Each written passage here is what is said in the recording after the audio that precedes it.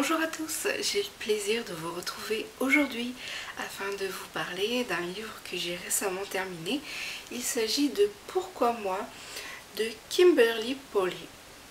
Donc c'est un livre qui est publié chez Castelmore et je dois bien avouer que depuis que cette collection ou ce label a vu le jour, je suis enthousiasmée par leur catalogue.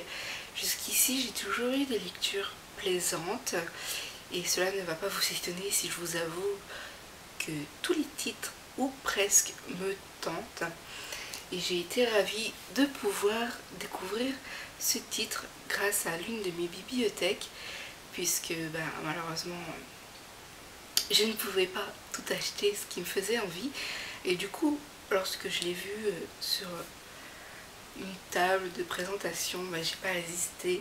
Le fait de pouvoir le découvrir gratuitement en plus, voilà, ça me met du baume au cœur et je suis toute ravie de pouvoir vous parler aujourd'hui de ce roman.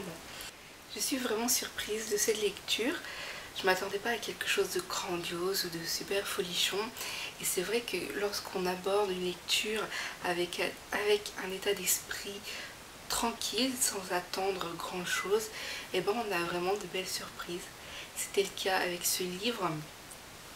Je voulais quelque chose de simple, de frais, de quoi passer le temps et surtout me détendre et j'ai été vraiment servie par Pourquoi moi. Donc en fait c'est l'histoire de Mina qui est humaine et qui du jour au lendemain doit prendre la décision la plus importante de sa vie. Donc c'est une histoire très simple mais qui est également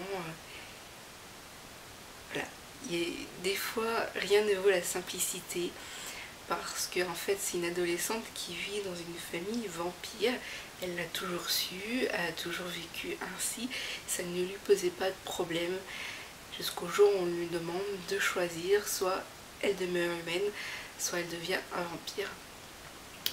Et lorsqu'on découvre en fait ce journal, ouais, le fait qu'on est dans un récit intimiste, donc à la première personne, Mina est notre narratrice, ça a un petit côté intime, on est vraiment toute proche d'elle et j'ai beaucoup aimé cette facette où on vit les choses en même temps qu'elle et du coup on assiste à toutes ces péripéties jusqu'au moment de sa décision finale.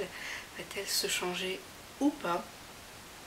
J'ai beaucoup aimé, franchement j'ai beaucoup aimé parce que c'est frais, c'est simple. Mina parle, explique les choses avec ses mots, donc on a vraiment l'impression d'être en face d'une adolescente.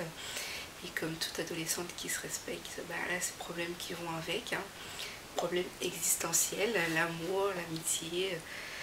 C'est une jeune fille qui est intéressée par les beaux gosses jusqu'au jour où elle ouvre les yeux et découvre que finalement il n'y a pas que les beaux gosses dans la vie, que le physique c'est rien quoi finalement. Et le jour où elle se daigne ouvrir enfin les yeux, elle s'aperçoit que l'amour est juste en face d'elle alors qu'elle se prenait un peu la tête pour rien sur des garçons qui en apparence ne valaient pas plus la peine que ça. J'ai franchement aimé parce que ça se lit très très vite, c'est très rythmé et ceci grâce au travail de Noémie Chevalier. Voilà, elle n'a pas fait de faute. Il y a un travail d'illustration que j'adore. Je vous ai mis dans mon billet des petits exemples qui animent les chapitres. Ils sont courts, ils sont bien animés et puis à l'intérieur nous avons comme si c'est un journal intime, donc nous avons des paragraphes où elle raconte un peu ce qu'elle ressent. Nous avons des petits passages où on est sur MSN, enfin messagerie instantanée. Et franchement, c'est un récit qui est très rythmé, qui est très sympa, qui est très frais. Donc c'est une lecture que je recommande pour cette période, pour l'été. Ça passe nickel, franchement, c'est que du bonheur en mots. Au niveau des personnages, j'ai vraiment un coup de cœur pour Mina parce qu'elle est simple et du début jusqu'à la fin du récit, j'ai noté une amélioration, une évolution chez elle. D'une personne un peu superficielle de prime abord, elle devient quelqu'un de réfléchi, de mature. Et ça se voit. Je ne saurais pas comment vous l'expliquer sans risquer un spoil. Mais au début, c'est vrai que elle se prenait peut-être trop la tête sur des détails qui n'avaient pas d'importance. Et c'est vrai qu'elle avait une grande décision à prendre, beaucoup de choses à prendre en considération. Et parfois, rien ne vaut la simplicité. Et c'est vraiment ça que j'ai adoré, la simplicité. Et j'ai adoré. Franchement, c'est le genre de lecture que j'ai besoin. Voilà, aborder des livres sans attendre trop. Et au final, je suis surprise parce que j'adore, j'adhère.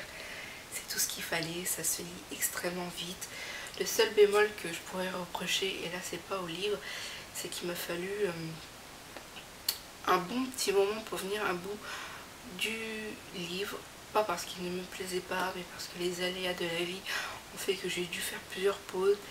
Et ça me casse mon rythme de lecture, c'est un truc affligeant, c'est dingue. Quand je prends un livre, j'aime bien le lire et le terminer rapidement pour ne pas avoir à subir les effets de entrer dans l'histoire, sortir, entrer, sortir. Ça plombe mon rythme, mon envie de lire. Je préfère 100 fois me plonger dedans, le savourer jusqu'à la fin et ressortir, et puis c'est juste nickel quoi.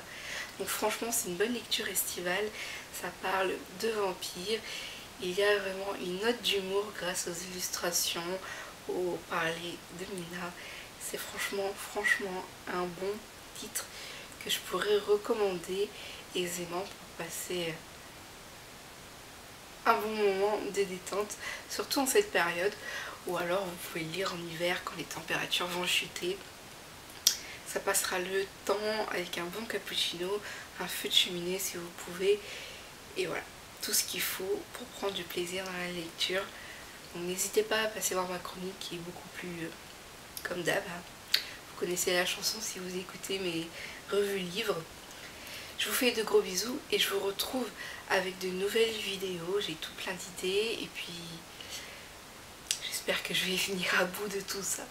Je vous dis à très bientôt. Ciao.